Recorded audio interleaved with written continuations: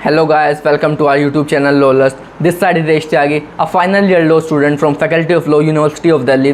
From today we are going to start a series of landmark cases of family law 2, and our first case is Commissioner of Income Tax versus Gomedelli Lakshmi Narayan. Let's start with the facts of the cases. तो इस case में facts ही होते हैं, एक joint family में 3 members होते हैं, mother, उनका लड़का और उसकी वाइफ।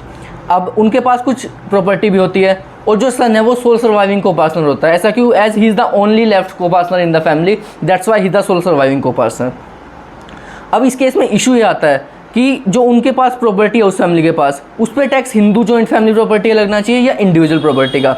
ऐसा क्यों आता है इशू इस केस में? क्योंकि जो हिंदू जॉइंट फैमिली पे प्रॉपर्टी पे टैक्स लगता है वो काफ़ी कम टैक्स लगता है और जो इंडिविजुअल प्रॉपर्टी पे टैक्स लगता है वो काफ़ी हाई रेट का लगता है। तो जो इस केस में अपीलेंट होते हैं, कमिश्नर ऑफ इनकम टैक्स, वो जब ये केस सुप्रीम कोर्ट में जाता है तो एक कंटेंशन देते हैं कि जो हिंदू अनडिवाइडेड फैमिली होती है उसमें एटलीस्ट 2 मेल मेंबर्स होना चाहिए, जो कि इस फैमिली के केस में नहीं है। इस फैमिली के केस में सिर्फ एक ही मेल मेंबर है, तो ये हिंदू अनडिवाइडेड फैमिली कैसे हुई?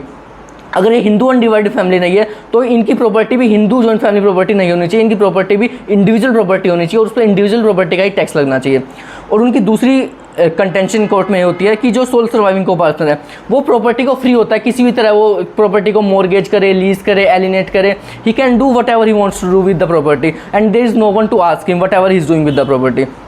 So these were the contention of the appellant. Now we will read the observation by the Supreme Court. तो ऑब्जर्वेशन इस केस में ये थी कि जो जॉइंट स्टेटस होता है फैमिली का वो सिर्फ इसलिए एंड पे नहीं आ जाता कि उस फैमिली में एक ही मेल मेंबर है। तो इससे हमें ये पता चलता है कि जो चाहे एक ही मेल मेंबर क्यों ना हो फैमिली में, तब भी वो जॉइंट फैमिली कहलाएगी। जॉइंट फैमिली का स्टेटस तभी एंड पे आएगा जब उनको पार्टीशन होगा ऑन रिकॉर्ड, जब वो पार्टीशन कर लेंगे। जब तक वो पार्टीशन नहीं करते ऑन रिकॉर्ड तो उनसे जॉइंट फैमिली का स्टेटस कोई भी नहीं छीन सकता है।